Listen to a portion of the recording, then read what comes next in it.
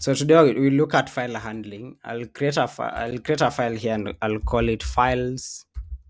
I actually just call it file handling.py.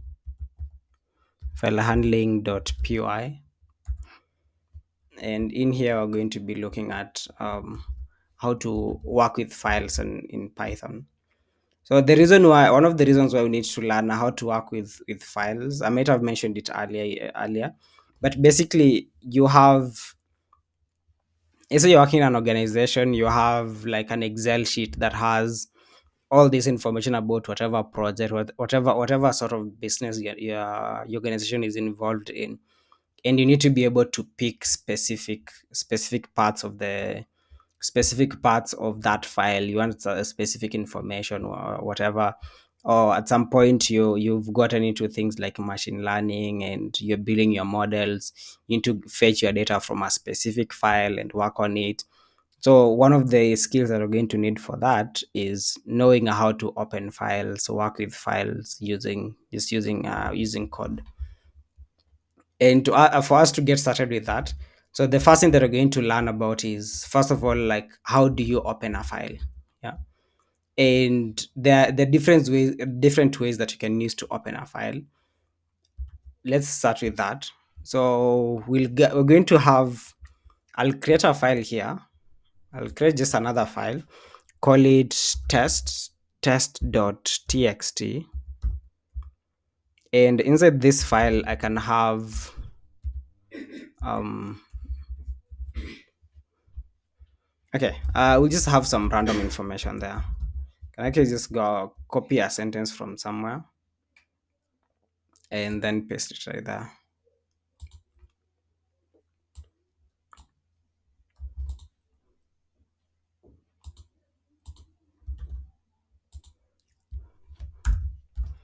So you have whatever information that you have in your file, and you want to open this file. So there are two options that you can use. So the first one, that the main thing that you need is you need to know how to use the open method. So the open method takes in is going to take in two parameters. First of all, just call open, then it's going to take in two parameters, and the first parameter is going to be the file or the path to the file that you want to open. And it's always advisable that when you're doing this, have that file that you're trying to open in the same directory as the directory in which you're writing your code, so it's easier to access it. So like in our case here, we have the test.txt file, and it is in the same directory as the one that you're working with here. So the first parameter is going to be the name of the path to that specific file. In this case, I'll just say test.txt because it's available in the same directory that we're working with here. Then the next thing that you're going to get is the mode in which you are opening that file. And in our case, we just want to read the file, so we'll open it in read mode. And then for read mode, you just need an R, like that. Yeah. So once you've opened it like that, you can assign it to a variable. So you can call this variable. Maybe file, and this is going to so using this open method, by doing that, you've already opened your file. Then after opening the file in read mode, then now you just want to get the contents in that file. So you're going to use the read method. So you just file.read. Now once you read it, let's say you can assign this content, the information here, to a file. So we assign this to a file and call this file maybe content. And let's try and print the content here and see what we get. So you just print content. Running this code, I'll do python 3 file handling.py. As you can see, it reads the information in the file. Let's open the file again and see. As you can see, this is the exact information that is contained in this file. Yeah. So we've been able to read the code in that file, or other information in this file, just using this simple 3 lines of code. And the methods that you use to apply when you're dealing with file handling, there are like a number of these methods that you can use. Yeah, for most of the methods, they're the ones you're going to, probably when you're working on a specific project, then you need a specific method. You just do your research and find that method, but there are many of them that we can't cover them all of them right now. But anyway, now that you've opened, let's say like in this part here, we've opened our code using this method. The other interesting bit that you can apply here is we've opened our file as you've seen there. We can go ahead and iterate through the contents of the file, then print whatever we want from that file. So how we iterate for that is very simple. Again, use a for loop. In this case, you can just say for line in file, you just want to print that line like that. So just a simple for loop, like the ones that we've used before. When we looked at for loops, we looked at different kinds actually. We looked at the for number in, as you've seen here, when you're seeing for number in range. So you guys are fully aware with this, aware of this rather. Now, if you run this code again, you see we still get the same information that we have here. But you can note a difference here. The difference between these two outputs is the first output does not have a new line to it, but the second output does. Yeah. Now, for you to just get rid of that, you can use the strip method. So the essence of the strip method is to get rid of any new space, any spaces or new lines or any just empty characters that show up in your code. So you can use the strip method to do that. So let's try and here and just say line dot strip. So you have to call it. Let's run this again. Yeah, as you can see now, it has removed this new line that was added there because you were looping through this or iterating through the contents of the file. Using the strip method, it's going to get rid of this new line and any other white space character it's going to encounter in our document. Talking of all this, there are many ways that there are many other methods that you can use as you're doing this. So, like for example, if you want to write into a file, so this now goes back to the modes in which you open a file, and the number of them. I'll actually just send you a link. I'll send you guys a link to. Let me do it right now. A link to just an article that has some of these methods that you could use, but there are many of them that you can use as well. I've sent it on Slack. So the mode in which you open, in our case here, we've opened our file in read mode. But there are cases whereby you maybe want to open your file in write mode. You want to write into the file.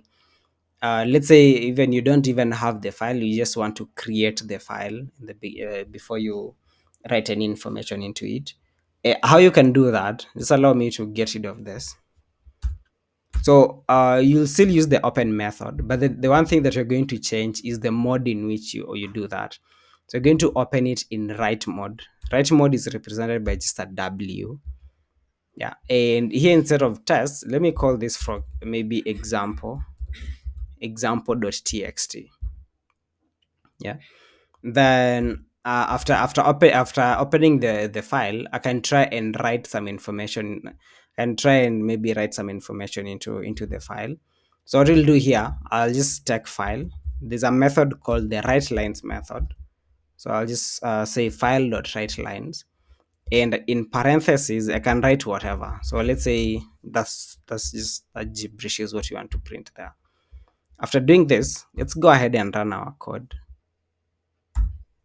The moment we run it, if you, as you guys have noticed here on the left in our files, there's a file that has been created called example.txt.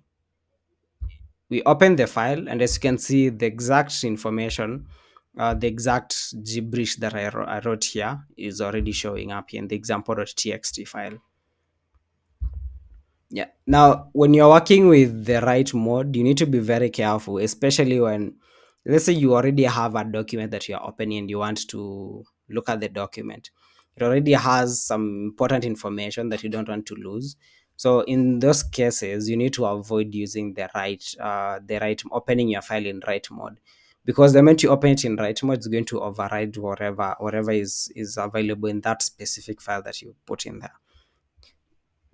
Just to show you that, we have our text.txt file here. I'm going to try and open it in write mode. So we have test.txt. Now let's go ahead. You can even just yeah, let's just go ahead and see how it's going to replace it with this information. We run our code. If you go to our text.txt file, as you can see, we've lost the information that was there before, and now all we have is this. Yeah. So that is one of the one of the things that you need to be careful before you do it. There are other modes that you can use to open your file. So we have append mode, you have binary mode, you have text mode. There are many of this that you can go and look at the document that I sent you, and also look at some of the methods that are available there. Yeah. Now, after doing that, there's some of these methods as well. So, for example, when you're opening a file, like in this case, when you open a file that we've opened it here, you need, after opening the file, you need to close the file. And normally to close the file, you're going to just use the close method. So in our case, you just say file dot close. So this is once you are done working with the file, you'll have to do that. And this is something that at times you don't need to do. And again, this is just an extra line of code that you're adding, an extra complexity into your code.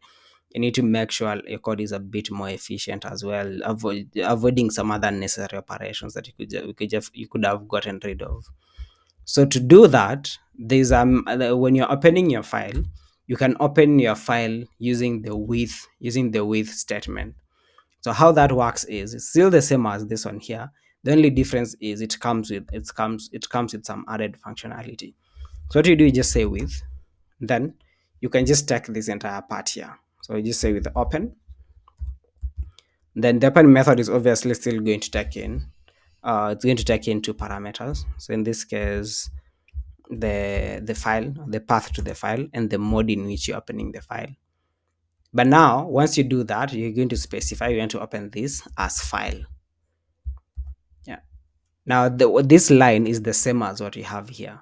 But now, whatever operation that you want to carry out on this specific file, it's going to happen inside the with statement or the with method, whatever. So it's going to be happening here, and indentation is very important. Now, in this case, you don't need to use the file dot close the dot close method. So if you want to go read the files, the contents, write a for loop. Yeah, so can you just say something like it's something like for item in test. In this case, it's going to be file. Then you want to print that item. Yeah. Now we don't need this first line. Let me just comment it out for now. You run your code. You see, you get that content that is in that. The operations are still the same as the ones that were there before. Yeah, I see there's a question. Go ahead. As well. So if you want to apply a function here, so it could be like you are writing a function that takes in a file, the name of a file, or the location of a file. Then you read through that file and do whatever operation you're doing on it. We'll just use this simple example here. So we define a function and we'll just call it maybe let's say file opener, whatever. Then this function is going to take in one parameter. The parameter is going to be the file. So it could be file name. That's the parameter that it takes. To have this n as capital. Then it opens the file name. Yeah. So how this is going to happen is very simple. You're going to go with your with method.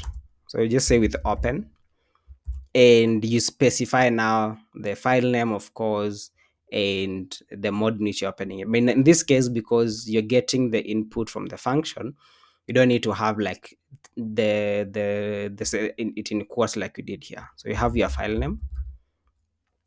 This n is caps. So file name as the first parameter, and the second parameter is going to be the mode in which you're opening the file.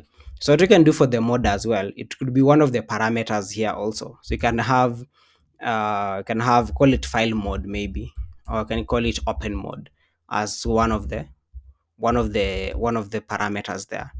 So when you're opening your file, you need that, and then the mode in which you're opening it, just specify it as open mode, like that. So you open this as file, yeah, and you go ahead and now write the for loop just like we did up there. So you're going to just say for, let's say for a line in the file in the file, you just want to print that line. Yeah. Now, the certain key things that are good about this, having it like this. First of all, is reusability. When you write a function like this, where you don't hard code certain things. For example, you're not hard coding the file name, you're not hard coding the mod, whatever. This a function like this one is this is what we normally call it like a modular approach. So you can be able to reuse this function anywhere else. You can even have it as a package that you can use later in other projects. Anyway, now that we've opened this, now the next thing that we can do here, again, just to try and give a user some sort of, we try and give a user some, yes, something to work with. Let's say that. Allow me as well to just comment this out. It's normally good practice to have, when you're dealing with functions, to have it to have your function as the first thing in your code there. But just allow me to work with this here right now. So we're going to for the file name and the mode, we'll just get that from our user. So you can just go ahead and say file name as a variable, and you want to get that input from a user. So use the input method, and we tell the user here, uh, enter the file file name, enter the file name or path, something like that.